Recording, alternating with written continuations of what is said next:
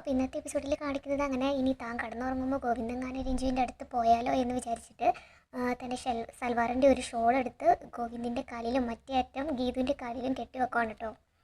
ഇനി കണ്ണേട്ടനെ ഇവിടെ നാണയങ്ങ പോലും ഞാൻ അറിയുമെന്ന് പറഞ്ഞ് അങ്ങനെ കിടക്കുവാണ് കേട്ടോ ഗീതു.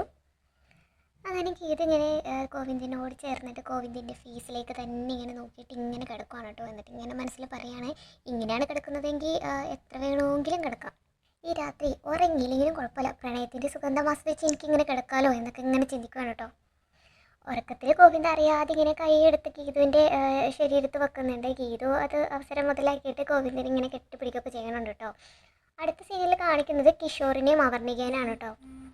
അവർണിക ഇങ്ങനെ ദേഷ്യപ്പെട്ട് ഇങ്ങനെ ഇരിക്കുവാണ്. അപ്പോൾ കിഷോർ പറയാണ്, കിഷോർ ഇങ്ങനെ വന്നിട്ട് പറയാണ്, ഓ നീ ഉറങ്ങിയെന്നാണ് ഞാൻ വിചാരിച്ചത്. അപ്പോൾ ചോദിക്കണം, ഉറങ്ങാനുള്ള മരുന്ന് തന്നിട്ടാണല്ലോ നീ പോയത്, നിനക്കെന്നോട് വഴക്കാണോ? ഭാര്യയുടെ സന്തോഷത്തിനേക്കാളും വലുതല്ലേ നിനക്കെല്ലാം. സോറി മോളെ, ഇനി ഞാനത് ആവർത്തിക്കില്ല എന്നൊക്കെ പറയാണ് കേട്ടോ കിഷോർ.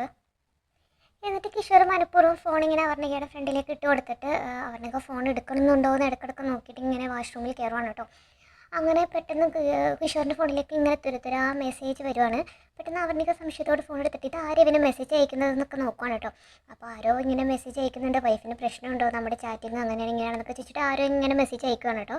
പെട്ടെന്ന് ഇങ്ങനെ കിഷോർ പുറത്തേക്ക് വന്നപ്പോൾ അവർണിക ചോദിക്കുകയാണ്, നിനക്ക് ആരാ ഈ മെസ്സേജ് അയക്കുന്നത്? ഇത് ആരോ പറ്റിക്കാൻ വേണ്ടിയിട്ട് അയക്കുന്നതാ, എന്നെ പ്രാങ്ക് ചെയ്യാൻ വേണ്ടിയിട്ട് എൻ്റെ ഫ്രണ്ട്സ് ആരെങ്കിലും ചെയ്തതായിരിക്കും എന്നൊക്കെ ഇങ്ങനെ ഉരുണ്ട് കളിക്കുന്നത് പോലെയൊക്കെ അഭിനയിക്കുവാണ് കേട്ടോ. എന്നിട്ട് അവർണിക ഇങ്ങനെ ചോദിക്കുകയാണ്, ഞാൻ പ്രഗ്നൻ്റ് ആണെന്ന് അറിഞ്ഞിട്ട് എന്താ കിച്ചുവിൻ്റെ ഒരു സന്തോഷമില്ലാത്തത്? അതെന്താ നീ അങ്ങനെ പറഞ്ഞേ? ആ സന്തോഷമൊക്കെ എനിക്കുണ്ട്, പക്ഷേ പുറത്ത് കാണിക്കാൻ എനിക്കറിയില്ല. പിന്നെ നിൻ്റെ സന്തോഷത്തിന് വേണ്ടിയിട്ട് സിനിമയിലൊക്കെ കാണുന്ന പോലെ വേണമെങ്കിൽ എടുത്ത് കറക്കാം എന്നൊക്കെ പറഞ്ഞ് ചിരിക്കുകയാണ് കേട്ടോ. കറക്കിയിട്ട് അവസാനം നിനക്ക് എന്തെങ്കിലും പറ്റി എന്നെ പറയരുതെന്നൊക്കെ പറയാൻ കേട്ടോ. അപ്പോൾ അവർണികയും പെട്ടെന്ന് ഇങ്ങനെ ചിരിക്കുകയാണ്. പെട്ടെന്ന് പിന്നെയും ഇങ്ങനെ മെസ്സേജ് വരുവാണ് കേട്ടോ. പിന്നെയും അവർണിക ഇങ്ങനെ ഫോൺ എടുത്ത് നോക്കുകയാണ്. അപ്പോൾ എൻ്റെ മെസ്സേജ് കാണുന്നുണ്ടെന്ന് നിനക്കറിയാമല്ലോ, പിന്നെ എന്താ നീ റിപ്ലൈ തരാത്തതെന്നൊക്കെ ഇങ്ങനെ മെസ്സേജ് ഇങ്ങനെ വരുവാണ് കേട്ടോ. ഇതിനുള്ള മറുപടി ഞാൻ കൊടുക്കാമെന്ന് പറഞ്ഞിട്ട് ഫോൺ എടുത്തിട്ട് നമ്പർ കോപ്പി ചെയ്ത് അവർണികയുടെ ഫോണിലേക്ക് എടുക്കുവാണ് കേട്ടോ. അപ്പോൾ അവർണിക വേണ്ട എന്ന് പറയുമ്പോൾ അവർണിക കിഷോറിൻ്റെ ഫോണിൽ നിന്ന് തന്നെ ആ നമ്പറിലേക്ക് ഡയൽ ചെയ്യാണ്. അങ്ങനെ കോള് വരുന്നത് നമ്മുടെ ഗീതുവിൻ്റെ അച്ഛനാണ് കേട്ടോ. അങ്ങനെ ഭദ്രൻ അവിടെ നിന്നിട്ട് ഇങ്ങനെ കോള് വരുന്നത് കണ്ട് ഇങ്ങനെ നോക്കുവാണ്. അങ്ങനെ അവർണികയുടെ കോള് കണ്ട ഭദ്രൻ ഇങ്ങനെ സന്തോഷിക്കുകയാണ് കേട്ടോ. തൻ്റെയും കിഷോറിൻ്റെയും പ്ലാൻ അങ്ങനെ ഫലിച്ച് തുടങ്ങിയിട്ടുണ്ടെന്നുള്ളൊരു ഭാവത്തിൽ ഇങ്ങനെ സന്തോഷിച്ചിരിക്കുകയാണ്. ഫോണിൻ്റെ ബെല്ലടി കേട്ടിട്ട് ഇങ്ങനെ സാവിത്രി വന്നിട്ട് പറയുന്നുണ്ട് കേട്ടോ, ഫോൺ നിങ്ങൾ എന്താ എടുക്കാത്തത്, ആരെങ്കിലും അത്യാവശ്യക്കാർ വിളിക്കുന്നതാവെന്നൊക്കെ പറഞ്ഞ് സാവിത്രി ഫോൺ എടുക്കാൻ ശ്രമിക്കുമ്പോൾ ഭദ്രൻ പെട്ടെന്ന് തടയുന്നുണ്ട്. അയ്യോ അതെടുക്കലേ, എടുത്തിട്ടുണ്ടെങ്കിൽ 500 കോടി നഷ്ടമാണെന്നൊക്കെ ഇങ്ങനെ പിച്ചും പെയ്യൊക്കെ പറയാൻ കേട്ടോ. പെട്ടെന്ന് സാവിത്രി ചോദിക്കുന്നുണ്ട്, നിങ്ങൾ എന്താ മനുഷ്യൻ, നിങ്ങൾക്ക് എന്താ പറ്റിയത്? ഇതെൻ്റെ ഒരു പുതിയ ബിസിനസ്സാണ്, കോഡ് എടുക്കാനൊരു സമയം, മെസ്സേജ് അയക്കാൻ സമയം, വേറെ അങ്ങനെ പലതാണെന്നൊക്കെ പറയാൻ കേട്ടോ. അങ്ങനെ ഫോൺ ഞാൻ സാവിത്രിയുടെ കയ്യിൽ നിന്ന് തട്ടിപ്പറിച്ച് വാങ്ങിക്കുമ്പോൾ സാവിത്രി അങ്ങനെ അവിടുന്ന് ദേഷ്യപ്പെട്ട് അങ്ങോട്ട് ഇറങ്ങി പോവാണ്. അങ്ങനെ കോള് കട്ടായി കഴിയുമ്പോൾ ഭദ്രൻ പിന്നെ ഇങ്ങനെ മെസ്സേജ് അയക്കുകയാണ് കേട്ടോ. മെസ്സേജ് എല്ലാം അങ്ങനെ അവർണിക ഇങ്ങനെ കാണുവാണ്. അവർണികക്ക് ഇതൊക്കെ കണ്ടിട്ട് ദേഷ്യം വരുന്നുണ്ട്. എന്നിട്ട് അവർണിക മെസ്സേജ് എല്ലാം വായിച്ചിട്ട് കിഷോറിനോട് ചോദിക്കുകയാണ്, ഇതാരും കളിപ്പിക്കുന്നതൊന്നല്ല, ഇതാരാണെന്ന് എനിക്ക് അറിഞ്ഞേ പറ്റുള്ളൂ, സത്യം പറ, ഈ മെസ്സേജ് അയക്കുന്നത് ആരാ? അയ്യോ എനിക്കറിയില്ല അവർണിക, കിച്ചു വെറുതെ എന്നെ ബഫൂണാക്കരുത്, ഈ റിലേഷൻ എന്താ, ആരാ ഇത്? എനിക്കെങ്ങനെ അറിയാം, നമ്പർ മാറിയതാവെന്നൊക്കെ പറയാൻ കേട്ടോ കിഷോർ. നിനക്കറിയില്ലല്ലേ, വേണ്ട, ഇതാരാണെന്ന് ഞാൻ കണ്ടുപിടിച്ചോളാന്ന് പറയാൻ കേട്ടോ അവർണിക. അടുത്ത സീനിൽ കാണിക്കുന്നത് നമ്മുടെ ഗോവിന്ദിനെയും ഗീതുവിനെയാണ് കേട്ടോ. അങ്ങനെ ഗോവിന്ദ് ഇങ്ങനെ എഴുന്നേൽക്കാൻ വേണ്ടിയിട്ട് ശ്രമിക്കുകയാണ്. അങ്ങനെ പെട്ടെന്ന് ഗീതു കണ്ണ് തുറക്കുമ്പോൾ ഗോവിന്ദ് ഇങ്ങനെ എഴുന്നേറ്റ് പോകാൻ നോക്കുകയാണ് കേട്ടോ. അപ്പോഴാണ് കാലിലെ കെട്ടിൻ്റെ കാര്യം ഗീതു ഓർക്കുന്നത്. പെട്ടെന്ന് ഗീതു കെട്ടിങ്ങനെ അഴിക്കാൻ വേണ്ടിയിട്ട് ഇങ്ങനെ ശ്രമിച്ചുകൊണ്ടിരിക്കുക, പക്ഷെ കെട്ടഴിക്കാൻ പറ്റുന്നില്ല. അങ്ങനെ ഗോവിന്ദ് എണീക്കാൻ പോകുമ്പോഴേക്കും ആ കെട്ടിൻ്റെ അങ്ങനെ ഗോവിന്ദ് എഴുന്നേൽക്കാൻ വേണ്ടിയിട്ട് ശ്രമിക്കുമ്പോൾ ഗീതുവിൻ്റെ കാലിലെ കെട്ടിലെ തട്ടിയിട്ട് നേരെ ഗീതുവിൻ്റെ മേലേക്ക് വീഴുവാണ് കേട്ടോ ഗോവിന്ദ്. പിന്നെ കാണിക്കുന്നത് ഒരു റൊമാൻറ്റിക് സീൻ പോലത്തെ ഒരു സീനാണ് കേട്ടോ. നേരെ ഗീതുവിന് ഇങ്ങനെ ഫേസിലേക്ക് ഇങ്ങനെ കിസ് ചെയ്യാൻ പോകുന്നൊരു പൊസിഷനിലാണ് കേട്ടോ ഗോവിന്ദ് നിൽക്കുന്നത്. പെട്ടെന്ന് ഗീതു ഗോവിന്ദിൻ്റെ ഫേസിൽ ഇങ്ങനെ പിടിച്ചിട്ട് ചോദിക്കുകയാണ്, എന്താ കണ്ണേട്ടാ, എന്താ പറ്റിയത്? എൻ്റെ കാലിൽ ആരോ പിടിച്ചു വലിക്കുന്നത് പോലെ. അപ്പോൾ ഗീതു പറയാണ്, എന്നെയും എന്തോ കണ്ണേട്ടനിലേക്ക് ആകർഷിക്കുന്ന പോലെ തോന്നി. അയ്യടാ, ഇത് ആരെ ആകർഷിക്കുന്ന ഒന്നല്ല, എൻ്റെ കാലിൽ എന്തോ കുടുങ്ങിയതാ. എൻ്റെ ദേഹത്തന്നെ വീണത് എന്തായാലും ഭാഗ്യമായി.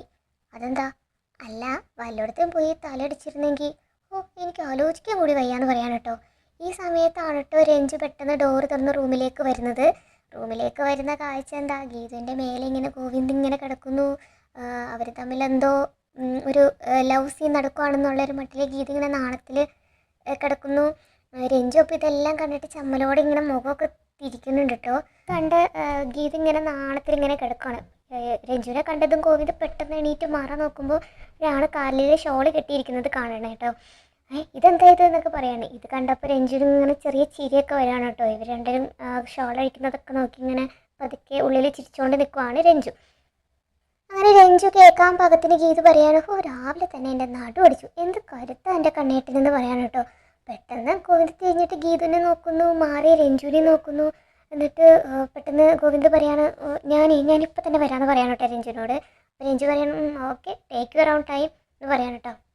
എന്നിട്ട് ദേഷ്യത്തിൽ ഇങ്ങനെ ഗീതുവിൻ്റെ മുഖത്തേക്ക് നോക്കുകയാണ്. അപ്പോൾ ഗീതു ഇങ്ങനെ നാണത്തിൽ ഇങ്ങനെ ഇരുന്നിട്ട് രഞ്ജുവിൻ്റെ മുഖത്തേക്ക് നോക്കിയിട്ട് ചോദിക്കുകയാണ്, ഞാനും എൻ്റെ ഭർത്താവും തമ്മിലുള്ള റിലേഷൻ വെറും കോൺട്രാക്റ്റ് ആണെന്ന് ഇനിയും നിനക്ക് സംശയമുണ്ടോ എന്ന് ചോദിക്കുകയാണ് കേട്ടോ. ഇത് കേട്ടപ്പോൾ ദേഷ്യം വന്നിട്ട് രഞ്ജു അവിടെ നിന്ന് പോവാണ്. രഞ്ജു പോയി കഴിയുമ്പോൾ ഗീതു ഷോൾ എടുത്തിട്ട് ഇങ്ങനെ പറയാണ്, നീയേ ഇനി വെറും ഷോളല്ല, ആ കുഞ്ചിൻ്റെ മുന്നിലെ എൻ്റെ മാനം കാത്ത ഷോളാണ്. ഈ ദിവസത്തിൻ്റെ ഓർമ്മയ്ക്ക് ഞാൻ എന്നെ ഹൃദയത്തിൽ സൂക്ഷിക്കുന്നു പറഞ്ഞിട്ട് ഷോൾ ഇങ്ങനെ ഉമ്മ വയ്ക്കാണ് കേട്ടോ. ഇത് കണ്ടുകൊണ്ടാണ് കേട്ടോ ഗോവിന്ദ് വരുന്നത്. അപ്പോൾ ഗോവിന്ദ് പെട്ടെന്ന് വിളിക്കണം, ഗീതു എന്നെ നിൻ്റെ ദേഹത്തുരുട്ടിയിട്ട് ഷാളില്ലേ അതിനി വേണ്ട കത്തിച്ചെളിഞ്ഞേക്ക്. ഓ ശരി എന്ന് പറയാണ് കേട്ടോ ഗീതു. അങ്ങനെ ഗോവിന്ദ് അങ്ങോട്ട് പോയി കഴിയുമ്പോൾ ഗീതു ഇങ്ങനെ ആലോചിക്കണം, അയ്യോ രണ്ടും കൂടി യോഗയ്ക്ക് പോയതല്ലേ, ഓഹോ അത്രക്കയോ, ഞാൻ എൻ്റെ വരുന്നതെന്ന് പറഞ്ഞിട്ട് എനിക്ക് വേണം കേട്ടോ. അങ്ങനെ അടുത്ത സീനിൽ കാണിക്കുന്നത് ഗോവിന്ദും രഞ്ജു ഇങ്ങനെ മുഖാമുഖം ഇരുന്ന് യോഗ ചെയ്യുകയാണ് കേട്ടോ. ഓരോ യോഗ പോസ്റ്ററൊക്കെ ഇങ്ങനെ പഠിപ്പിച്ചു കൊടുക്കുകയാണ് ഗോവിന്ദ് നമ്മുടെ രഞ്ജുവിന്. പെട്ടെന്ന് എന്നിട്ട് ഗീതു ഒരു യോഗ മാറ്റ് എടുത്തുകൊണ്ട് അവരുടെ രണ്ടുപേരുടെ നടക്കുവന്നിരിക്കുകയാണ് കേട്ടോ. ഞാനുണ്ട് നിങ്ങളുടെ കൂടെ യോഗ ചെയ്യാൻ. എന്ത് പറയുകയാണെങ്കിൽ ഞാൻ കുറച്ച് ശ്വസന വ്യായാമങ്ങളൊക്കെ രഞ്ജുവിന് പഠിപ്പിച്ചു കൊടുക്കായിരുന്നു. പഠിപ്പിക്കാൻ പിന്നെ ഗോവിന്ദേട്ട പണ്ടേ വിടുക്കുന്ന ഈ ആശാൻ്റെ കീഴിലേ പഠിച്ചവരൊക്കെ ഒരുപാട് ശ്വാസം കയറ്റി വിട്ടിട്ടുണ്ടെന്ന് പറയാണ് കേട്ടോ. ഈ ആശാൻ്റെ കീഴിൽ പഠിച്ചവരൊക്കെ ഒരുപാട് ശ്വാസം കയറ്റി വിട്ടിട്ടുണ്ട്. ഇത് കേട്ട് ദേഷ്യം വന്നിട്ട് രഞ്ജു യോഗ മാറ്റ് എടുത്തിട്ട് പോവാണ് കേട്ടോ. ഹസ്ബൻഡും വൈഫും തനിയിരുന്ന് പ്രാക്ടീസ് ചെയ്യും, ഞാൻ നിർത്തി. അതെ യോഗ പ്രാക്ടീസിൽ ഇങ്ങനെ മത്സരമൊന്നുമില്ല, അതോർത്തിട്ട് പേടിച്ചൊന്നും പോകണ്ട. ഞാൻ അങ്ങനെ ആരും പേടിച്ചൊന്നല്ല പോകുന്നതെന്നൊക്കെ പറഞ്ഞിട്ട് രഞ്ജു അങ്ങനെ അവിടെ നിന്ന് പോകാൻ കേട്ടോ. പെട്ടെന്ന് ഗീതു എന്നിട്ട് വേഗം രഞ്ജുവിൻ്റെ സ്ഥാനത്ത് വന്നിരുന്നിട്ട് അവൾ പോട്ടെ നമുക്ക് തുടങ്ങാമെന്ന് പറയാൻ കേട്ടോ. എന്തിൻ്റെ കുഴപ്പം ഗീതു ആവശ്യമില്ലാതെ വലിഞ്ഞു കയറി ഓരോരുത്തരെ വെറുപ്പിക്കുന്നത്, അനാവശ്യമായിട്ട് വലിഞ്ഞു കയറുന്നത് കണ്ണേട്ടൻ്റെ ഫ്രണ്ടല്ലേ, ഫ്രണ്ടിൻ്റെ സ്ഥാനത്ത് നിന്നാൽ ഭാര്യയുടെ സ്ഥാനത്ത് നിൽക്കുമെന്ന് പറയാൻ കേട്ടോ. രഞ്ജു അങ്ങനെ സ്ഥാനം മറന്നൊന്നും പ്രവർത്തിക്കില്ല, അത് തിരുത്താനേ ഞാനുണ്ടെന്ന് പറയാൻ കേട്ടോ. അങ്ങനെ തിരുത്തിയിരുന്നെങ്കിൽ ഞാൻ അവരുടെ മുമ്പിൽ ഇങ്ങനെ ചെറുതാവില്ലായിരുന്നു. ഞാൻ ഉണ്ടാക്കിയ തെളിവ് സ്വന്തം കണ്ടൻ്റായിട്ട് കണ്ണേട്ടൻ്റെ മുമ്പിൽ അവതരിപ്പിച്ച ഡിറ്റക്റ്റീവ് വനിതയാണ്. അത് അപ്പാടെ വിശ്വസിച്ച കണ്ണേട്ടൻ്റെ ഒരു മണ്ടനും. ഞാൻ അത്രക്ക് മണ്ടനൊന്നുമല്ല, രഞ്ജു കാണിച്ച തെളിവുകളൊക്കെ നീ ഉണ്ടാക്കിയതാണെന്ന് എനിക്കറിയാമെന്ന് പറഞ്ഞ ദേഷ്യത്തിൽ യോഗ മാറ്റ് കൊടുത്ത് മടക്കി എടുക്കുകയാണ് കേട്ടോ. അപ്പോൾ ഇതിങ്ങനെ എണീറ്റിട്ട് ചോദിക്കുക, ഞാൻ അന്തപ്പെട്ട് നോക്കുകയാണ്. അപ്പോൾ ഗോവിന്ദ് പറയാണ്, പെട്ടെന്ന് വന്ന ഒരാൾക്ക് വരുണിനെതിരെ അങ്ങനെ ഒരു ഡീറ്റെയിൽ ആയിട്ട് തെളിവുണ്ടാക്കാൻ പറ്റില്ല, നിൻ്റെ ഫോണിൽ നിന്ന് തന്നെയായിരിക്കും അവൾക്കത് കിട്ടിയത്. ഓഹോ അത്രയും ഉറപ്പുണ്ടായിട്ടും എന്തുകൊണ്ട് അവളോട് ചോദിച്ചില്ല, എന്തുകൊണ്ട് അവളെ ഇതിൻ്റെ പേരിൽ ശിക്ഷിച്ചില്ല എന്നൊക്കെ ചോദിക്കാൻ കേട്ടോ ഗോവിന്ദിനോട് ഗീതു. ഒരു വാക്കുകൊണ്ട് പോലും എനിക്ക് അവളെ വേദനിപ്പിക്കാൻ കഴിയില്ല എന്ന് പറയാണ് ഗോവിന്ദ്. ഇത് കേട്ടിട്ട് ഒന്നും മിണ്ടാനാവാതെ ഇങ്ങനെ നിൽക്കുകയാണ് കേട്ടോ ഗീതു. എൻ്റെ മനസ്സിലെ രണ്ട് തട്ടില്ല നിങ്ങൾ രണ്ടുപേരും ഉള്ളത്. അപ്പോൾ ഗീത ചോദിക്കണേ, കണ്ണേട്ടനോട് ഇത്ര അടുപ്പം കാണിക്കാൻ വേണ്ടിയിട്ട് രഞ്ജു നിങ്ങളുടെ ആരാ, അതെന്തായാലും നീ എന്നോട് ചോദിക്കരുത്. ഇവിടേക്ക് വന്ന പോലെ തന്നെ ഒരു ദിവസം അവൾ യാത്ര പോലും ചോദിക്കാതെ പോകുന്നൊക്കെ പറയാൻ കേട്ടോ ഗോവിന്ദ്. പക്ഷേ നീ അങ്ങനെയല്ല, എന്നോടൊപ്പം നീ പറയാൻ തുടങ്ങുമ്പോഴേക്കും ഗോവിന്ദ് പറയാൻ വന്നത് ഇങ്ങനെ നിൽക്കുന്നുണ്ട്. ഗോവിന്ദ് പറയാൻ വന്നത് ഗീത യാത്ര പറഞ്ഞ് നീ പോവില്ല എൻ്റെ കൂടെ തന്നെ ഉണ്ടാവുന്നതാണ്, പക്ഷെ അത് വിഴുങ്ങുവാണ് കേട്ടോ. പെട്ടെന്ന് സന്തോഷം കൊണ്ട് ഇങ്ങനെ ഗീത ചോദിക്കുകയാണ്, പറ ഗോവിന്ദേട്ടാ ബാക്കി എന്താ പറയാൻ വന്നത് പറ. പെട്ടെന്ന് ഗോവിന്ദ് ഇങ്ങനെ മാറ്റി പറയണ, അറിയാതെ പറഞ്ഞു പോയതാ, നിന്നെ എൻ്റെ കൈ കൊണ്ട് നിൻ്റെ സ്വപ്നങ്ങളിലേക്ക് ഞാൻ പറത്തി വിടും, അതുവരെ നമ്മൾ ഒരുമിച്ചുണ്ടാവും എന്നൊക്കെ പറയാൻ കേട്ടോ. അങ്ങനെ പറഞ്ഞ് ഗോവിന്ദ് അവിടെ നിന്ന് പോവാണ്. പിന്നെ ഗോവിന്ദ് പോയി കഴിയുമ്പോൾ ഇങ്ങനെ ഗീത ഇങ്ങനെ പിറുപിറുക്കാണ് കേട്ടോ. പ്രിയെ വെച്ചെന്ന് ബ്ലാക്ക് മെയിൽ ചെയ്തത് കൊണ്ട് ഇപ്പോൾ കോൺട്രാക്റ്റിൻ്റെ കാര്യം പറയുന്നില്ല, ഇപ്പോൾ എൻ്റെ സ്വപ്നങ്ങളിലേക്ക് പറത്തി വിടണമെന്നാ വിചാരം, സ്വപ്നം കണ്ടുപിടിച്ചതിന് ഓടിച്ചിട്ട് തല്ലണം എന്നൊക്കെ പറയാൻ കേട്ടോ. അടുത്ത സീനിൽ കാണിക്കുന്നത് രേഖേനെയാണ് കേട്ടോ. രേഖ ഇങ്ങനെ വിഷമിച്ച് ഇങ്ങനെ കിച്ചണിൽ ഇങ്ങനെ ഓരോ ജോലികളൊക്കെ ചെയ്യുകയാണ്. അപ്പോൾ നമ്മുടെ ഗീത ഇങ്ങനെ പറയാണ്, എന്താ വിഷമം, ഭർത്താവ് എത്ര കൊള്ളില്ലെങ്കിലും എന്തെങ്കിലും ഒരു തട്ടുകേട് പറ്റിക്കഴിഞ്ഞാൽ ഭാര്യയ്ക്ക് വിഷമം വരും അല്ലേ, പക്ഷേ ഭാര്യയുടെ മനസ്സ് ഏതെങ്കിലും ഒരു ഭർത്താവിന് മനസ്സിലാവോ എന്നൊക്കെ ചോദിക്കാനോട്ടെ രേഖ. എന്തിനാ വിഷമിക്കുന്നേ, വരുണിനെ ഇവിടെ എത്തിക്കാൻ വേണ്ടിയിട്ട് എന്തായാലും രാധികാമ്മക്ക് സാധിക്കും, ഉറപ്പായും വരുണേട്ടൻ എന്തായാലും ഗോവിന്ദേട്ടൻ തിരിച്ചുകൊണ്ടിരും, രേഖക്കുട്ടി എന്തായാലും സങ്കടപ്പെടേണ്ട കേട്ടോ. രേഖ പറയണേ, എനിക്ക് നിന്നെക്കുറിച്ച് ഓർത്തിട്ടാ ഗീതു സങ്കടം, അതെന്തിനാ, ഞാനിവിടെ ജയിച്ച് നിൽക്കുമല്ലേ, ഭാര്യ ജയിച്ച് നിൽക്കണമെങ്കിൽ ഭർത്താവ് ഒപ്പം വേണം, കണ്ണേട്ടൻ എൻ്റെ കൂടെ തന്നെയുണ്ട്, എനിക്ക് നല്ല വിശ്വാസമാണ്. അപ്പോൾ രേഖ പറയാണ്, ആ വിശ്വാസം നിന്നെ ചതിക്കും. അങ്ങനെ ഈ എപ്പിസോഡ് തീരുവാണ് കേട്ടോ.